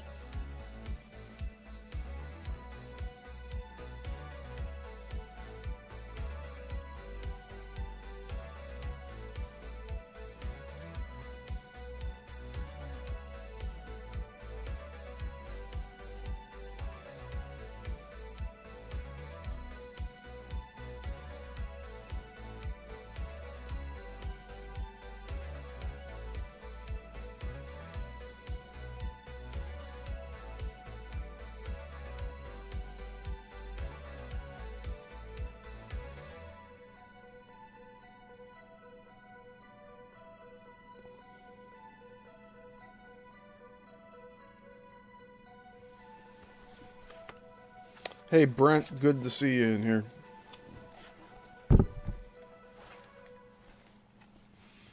Nature's gravity vortex center pulled Florida counterclockwise around some 90 degrees to its vortex center, like a gate leg table. The gravity pull center vortex energy also pulled counterclockwise on the southern end of Florida itself. On the map of southern Florida, I have drawn the opening arc and the exact gravity pull center, which is at maximum some 10 miles on either side of the physical center, but the strongest in the maximum counterclockwise position of north. Draw a triangle from where the Florida Keys start to where they stop to see the gravity vortex pull center point. The Land's End at Key Largo is exactly as far south from the gravity vortex pull center as Coral Castle is directly north. This is what Leedskalnin saw on his maps.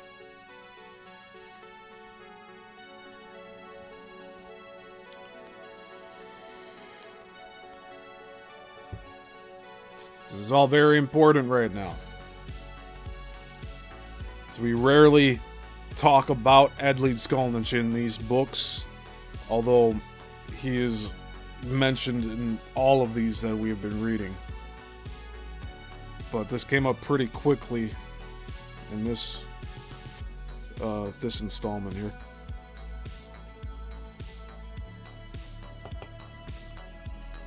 The specific site location for Coral Castle and Homestead Air Force Base in southern Florida is situated at the maximum gravity pull vortex center position, or counterclockwise, or north.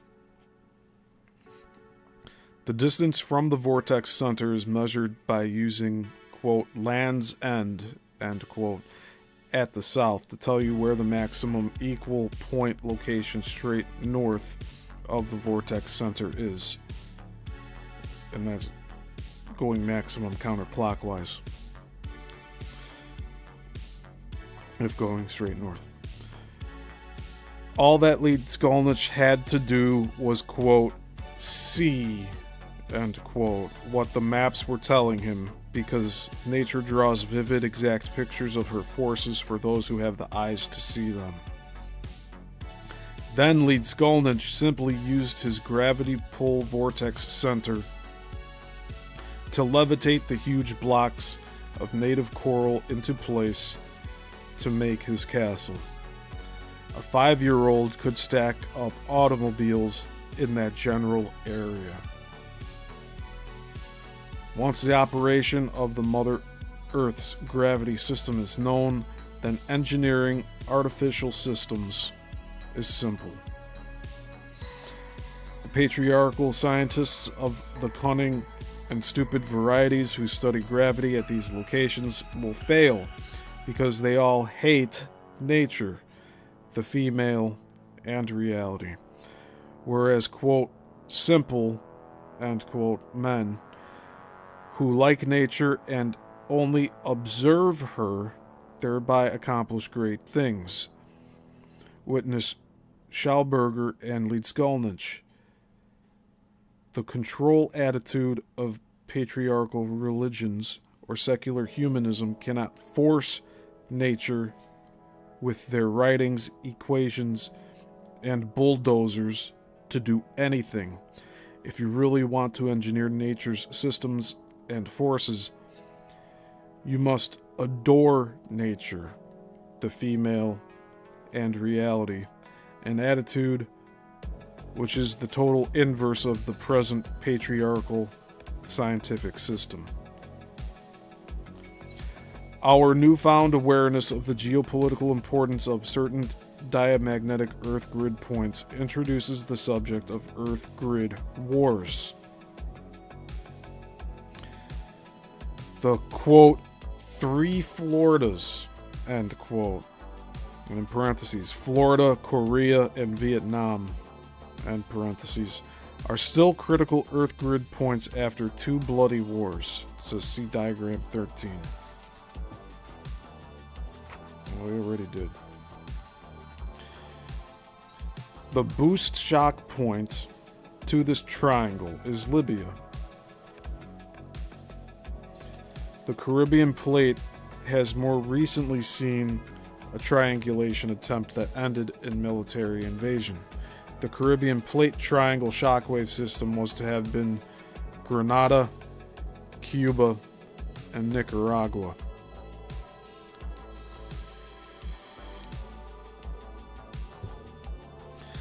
The next try in this general area is absolute control of the Chilean Earth grid point.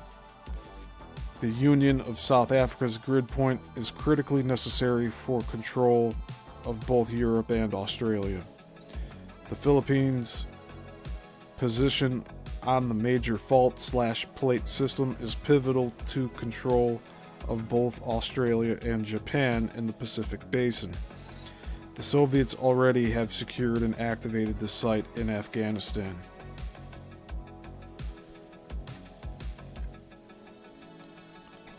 And this was in 1987.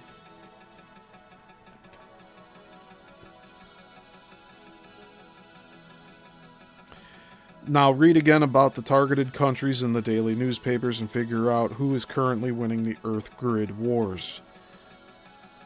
However, a truly expert knowledge of the Earth grid system with a true understanding of Mother Nature's ways could still reverse this bleak picture of geopolitical control through command of Earth grid locations. A discussion of the grid would be incomplete without some commentary on the Earth grid shifts. The Earth's magnetic poles do not completely shift, so they do not completely reverse or flip.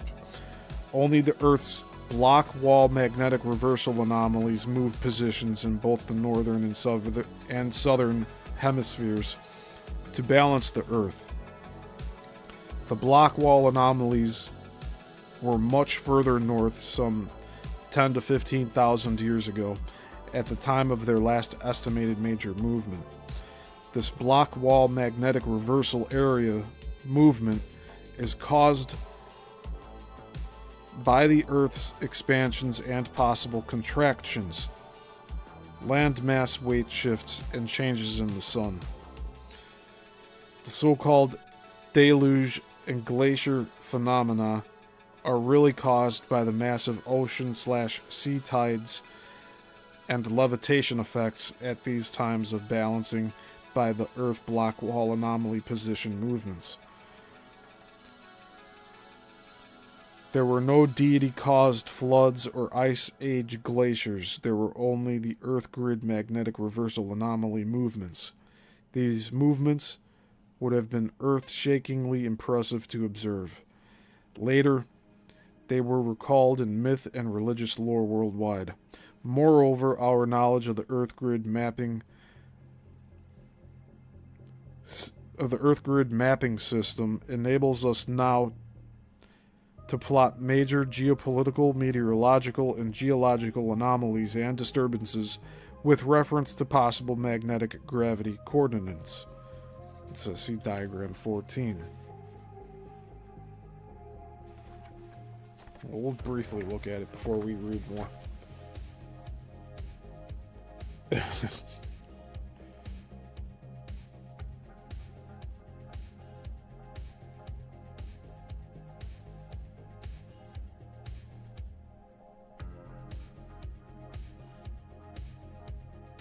That's really difficult to read too.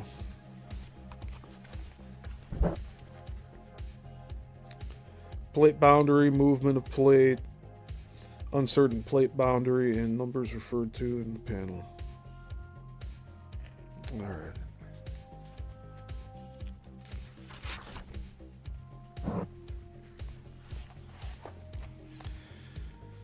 Did we really think that a dynamically changing flywheel, gyro-like Earth sphere at about 1,000 miles per hour spin rate didn't need or didn't have a correctional balance system if it were not for the 20 movable locking points, or what we now call Earth grid magnetic reversal anomalies?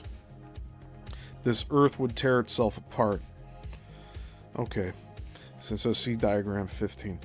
Meanwhile, all we humans can do with this perfectly elegant design of Mother Nature is to use it as the grounds for yet another stupid war of conquest and control. The asteroid belt could easily be the result of some other planetary group like our own that held a disastrous Earth grid war. If we rip the buttons off this lady's blouse, we'll find out instantly why raping the Earth is such a fatally bad idea. Whoa.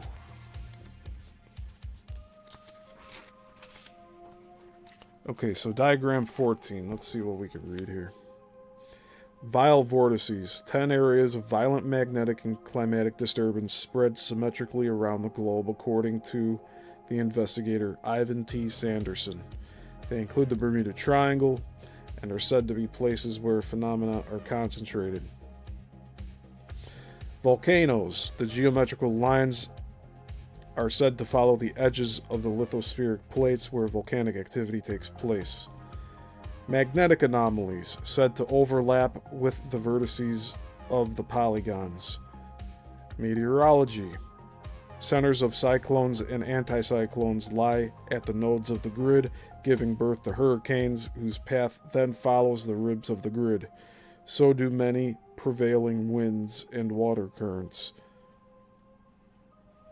Earth faults. The mid-Atlantic underwater ridge lies between 10 and 37. Solar radiation. Maximum amounts of solar radiation are received at 1, 17, and 41. Atmospheric explosion.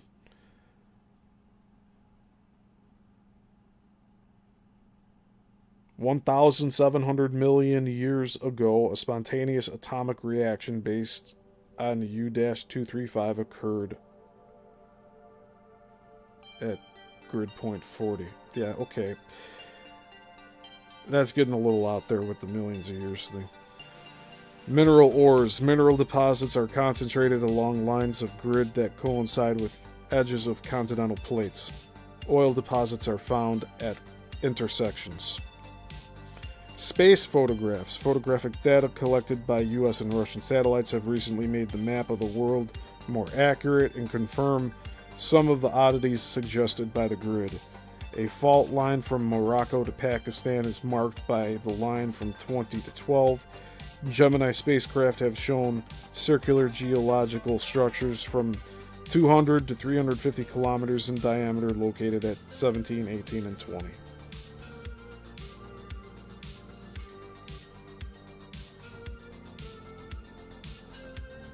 So even in Africa.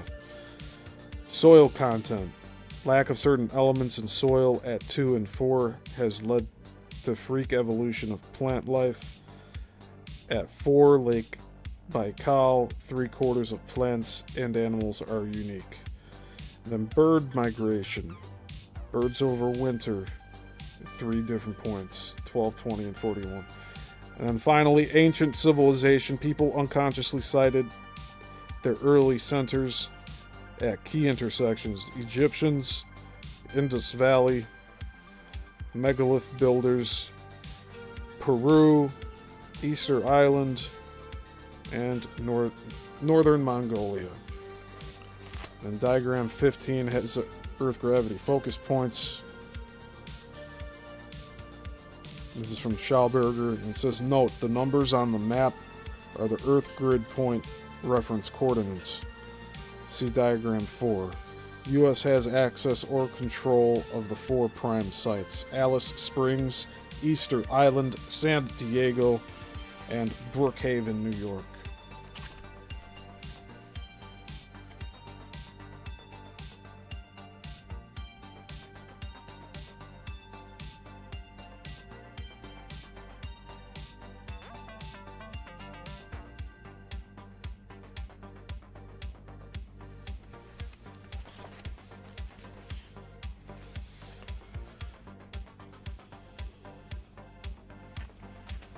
And I'll just show these last two.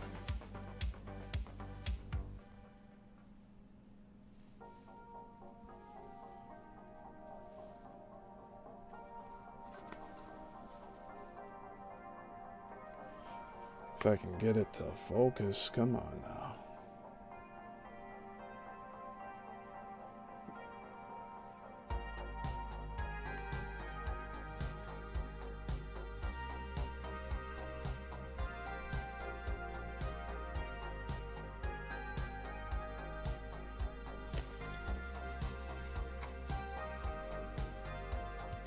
I'm doing my best here to get this to focus. Just hang on.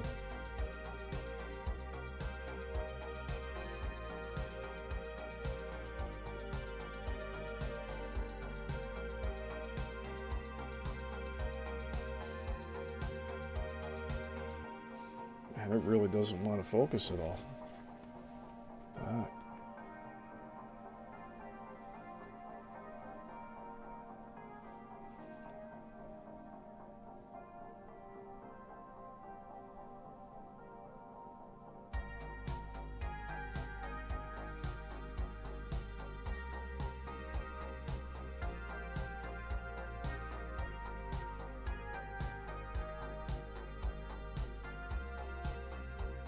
Okay, and that is it for chapter 3. And you can see for next week, we have Mathematics of the World Grid by Bruce L. Cathy. But that's it for chapter 3. And that's it for us today. So thank you for being here on a Thursday evening. I know we were supposed to go live Tuesday, but things happen.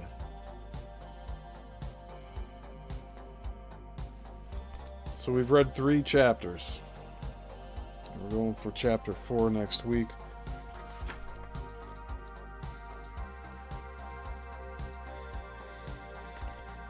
And that won't be too long of a chapter either.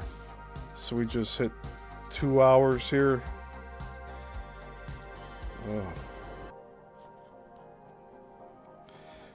No, actually, I think this is going to be a pretty heavy chapter because it's smaller words. It's the everything's a lot smaller in this chapter. So we might have a 3-hour show next week. I don't even know. We'll find out when we get there, right? But that'll do it. I thank you all for being here as always. Thank you again to Zenray and Beyond the Box here sending the super chats tonight. It keeps me going. I have this long list of books that I'm still working on acquiring, but we have a very good selection here to keep us busy for the foreseeable future. But yeah, it's supposed to get down to like the mid 30s here in the Midwest, and it's gonna be a cold Sunday morning. I know that much. But that'll be it for today. Thank you all for being here.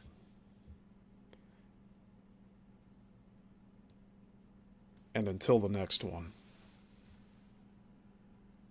class dismissed.